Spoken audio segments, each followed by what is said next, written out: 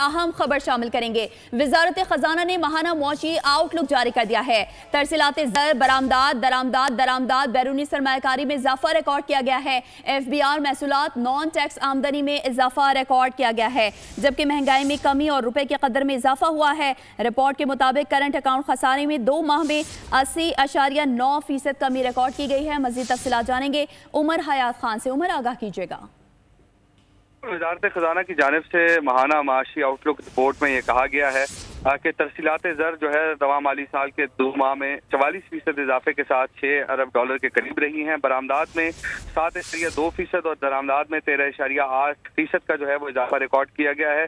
Current account खसारे में रवा माली साल के 2 माह में 80.9% की कमी हुई है और माली ज़खायर में गुज़िश्ता माली साल के मुकाबले में इजाफा रिकॉर्ड किया गया है। गुज़िश्ता माली साल के मुकाबले में रुपए की कदर में भी इजाफा रिकॉर्ड किया गया है। FBR महसूलात में 20.6% और नॉन टैक्स आमदनी में 20.5% इजाफा हुआ है।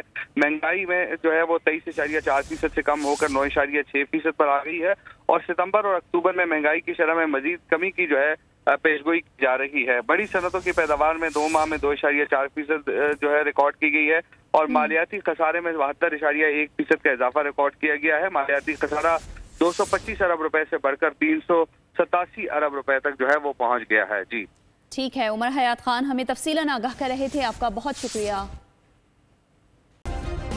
सब्सक्राइब करें और बेल दबाएं ताकि कोई खबर रह न जाए।